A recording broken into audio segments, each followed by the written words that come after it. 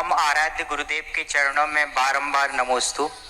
गुरुदेव, मेरी जिज्ञासा new generation को लेके है, जो कि भगवान को नहीं पूछते और ये तर्क देते हैं कि सब कर्मों के अनुसार होता है, अच्छे कर्म करते जाओ सब अच्छा होता जाएगा, क्यों मंदिर जाते हो, वहां से कुछ नहीं होता। तो गुरुदेव, मेरा प्रश्न यह है कि हम इस संसार रूपी सागर में भ्रमण कर रहे हैं, तो इस संसार को चलाने वाला कौन है? अगर इस संसार को चलाने वाला कोई एक है तो वह सबकी सुनता क्यों नहीं है? उसके अंदर इतनी निर्दयता क्यों है? उसके पास तो शक्ति है, वो किसी बीमार व्यक्ति को ठीक कर सकता है, किसी गरीब व्यक्ति को अमीर बना सकता है, परंतु उसके अंदर इतनी निर्दयता क्यों है? और अगर ये संसार स्वयं चल रहा है या फिर अपने कर्मों के अनुसार हमें फल देता है, तो फिर हम भगवान को क्यों पूछते हैं? भगवान, न्यू जनरेशन जो कहती भगवान कुछ नहीं देता है, कर्म से मिलता है, तो स्कूल में भी तो कुछ नहीं मिलता है, पर पढ़ने क्यों जाते हो? किताब से कुछ नहीं मिलता है, क्यों पढ़ते? पेट तो रोटी से भरता है कि किताब से? किताब से भरता है। रोटी से भरता है पेट की किताब से? रोटी से भरता है ना, तो फिर किताब क्यों पढ़ रहे हो? पढ़ेंगे नहीं तो रोटी नहीं। भगवान भी हमारे कुछ देते नहीं है, भगवान हमारे शिक्षक हैं जो हमें गाइडलाइन देते हैं। हम भगवान के पास इसलिए नहीं जाते कि वो मेरा, भगवान हमारा शिक्षक है, मास्टर है, वो हमें गाइडलाइन देता है, वो हमारी मुद्राओं से गाइडलाइन देता है, बिना बोले दान देता है। अवाग विसर्गम बफसा निरूपयंती, उनके शरीर से हमें शिक्षा मिलती है कि देखो उनके शरीर से कितनी बड़ी शिक्षा मिली कि वो भगवान इतने पावन हो गए कि दुनिया के शरीर पर जल गिरता है तो गंदा हो जाता है, और प्रभु के शरीर पर जल गिरता है तो गंदे हो जाता है। ये उन्होंने शिक्षा दी, शरीर के बंद हर क्रिया शिक्षा दे रही है। हमारे यहाँ ये जो मंदिर है, ये विद्यालय है, ये कोई करता धरता नहीं है, विद्यालय, यहाँ से सीखा जाता है। गुरु महाराज को देते नहीं है, वो तुम्हारे एक बहुत बड़े गाइड है, निर्देशक है, वो तुम्हें निर्देशक देते हैं, पहली बात। तो दूसरी बात है,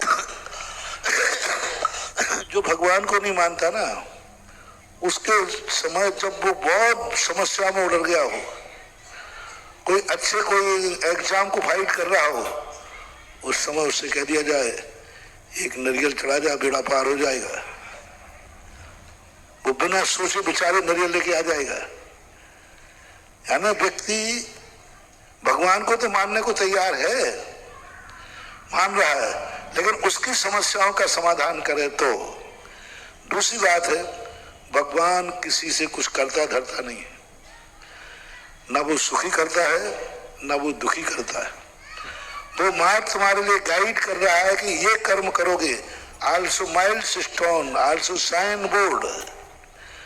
गुरु और भगवान जो होते हैं एक माइल्स स्टोन होते हैं, जैसे कि मील का पत्थर है, ना वो सड़क है जिस पे तुम चल जाओ, ना वो गाड़ी है जिसमें तुम बैठ जाओ, ना वो ड्राइवर है कि तुम्हारी जिंदगी चला दे, वो तो एक जो माइल्स स्टोन है जो ये बता रहा है इधर जाओगे तो यहाँ पहुंचोगे, इधर जाओगे तो यहाँ पहुंचोगे। इसका नाम है भगवान, जो हमें गाइड देता है। आल्सो माइल्स स्टोन, इससे ज्यादा है ही नहीं, वो मील का पत्थर है। गुरु मील के पत्थर है जो बताते यहाँ जाओगे तो यहाँ पहुंचोगे।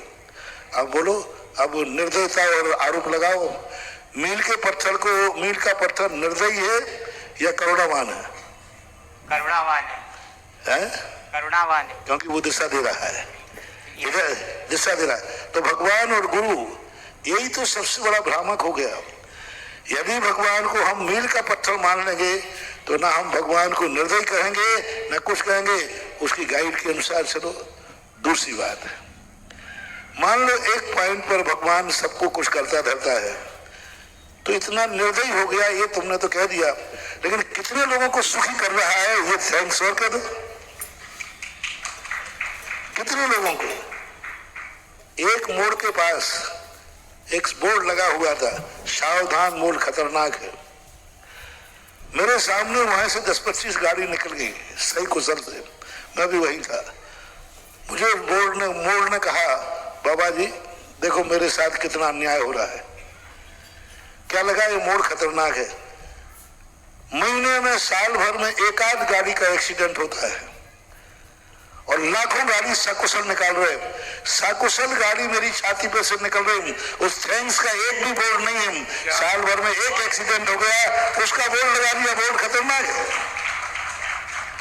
बोलो, मोड़ के ऊपर सकुशल ज्यादा निकलते हैं कि एक्सीडेंट ज्यादा होते हैं? सकुशल ज्यादा निकल। लाखों, लेकिन बोर्ड किसका लगता है? सावधान। वाह, आपने भी भगवान को बोर्ड लगा दिया, लाखों करोड़ों को मेहरबान है, उसका बोर्ड नहीं लगाया, एक को नहीं दे पा रहा है तो कहना भगवान इतना निर्दयी क्यों है?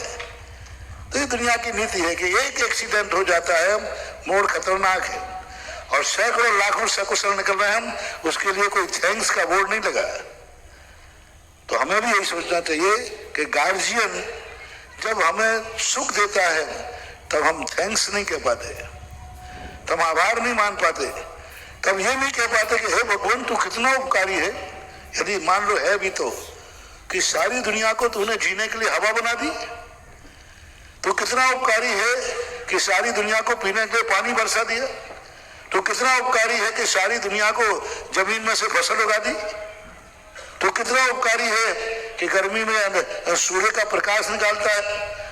अपकार गिनाओ उपकार गिनाओ प्रभु के, तुम्हारी जिंदगी में गिना लेना महानुभाव कि यदि भगवान ही करता है तो तुम्हें अच्छाइयां कितनी दी हैं, सुख कितने दिए हैं कि दुख कितने दिए। बोलो, इस दुनिया में जितनी सामग्रियां हैं, सुख देने वाली कि दुख देने वाली? सुख देने वाली ज्यादा है। तो फिर थैंक्स करो ना एक बार, कि प्रभु को थैंक्स करो। तो यही बात है, ऐसी बात नहीं है। हम ये नहीं सोच पाते हैं कि हमारी कोई कमी रही है तभी भगवान ने, मैंने आज सुबह कहा था ना, कोर्ट से और न्यायालय से जो सजा मिलती है वो अपराध नहीं है, वो न्याय है। जो न्यायपालिका होती ना, तो न्यायपालिका में सजा दी जाती है कि नहीं, फिर उसको न्यायपालिका बोलते हैं। सजा को न्यायपालिका बोलते हैं। सजा को जेल दिया जा रहा है, जेल भेजा है, फांसी दी जा रही है। बोलो, मजिस्ट्रेट जब फांसी दे रहा है, जेल भेज रहा है, तो निर्दयी है कि न्यायाधीश है? न्यायाधीश है। तो फांसी चढ़ा रहा है, वो तो उसको जेल भेज रहा है, उसको कह रहा है कि सामुकस्सत, क्या बोलते उसको, सामुशक्कत इसको सजा दी जाए, बामुशक्कत, यानी कठोर से कठोर कारावास दिया जाए। तो ये न्यायालय का, न्यायाधीश का कठोरता है, निर्दयता है, जब वो कह रहा है इसको बामुशक्कत, कठोर से कठोर 7 साल की, 10 साल की, 20 साल की सजा दी जाए। जब ये वो लिख रहा है, वो निर्दयी है कि ये न्याय है? न्याय है। बात आज से प्रभु को बोलो, न्याय है, चाहे वो कितना भी दुख क्यों ना दे रहा हो। यदि प्रभु की तरफ से दुख मानते हो तो हर चीज को दुख ना मान करके न्याय मानो, क्योंकि प्रभु न्यायाधीश है, वो अपराधी को दंड देगा। मैं अपराधी हूं इसलिए उसने दंड दिया है, वो निर्दयी नहीं है, वो तो न्यायाधीश है, मान्यवर माननीय न्यायाधीश है। यदि मानते हो कर्तृत्ववाद को तो दोनों तरफ समझने की देरी है, मोटिवेशन की देरी है।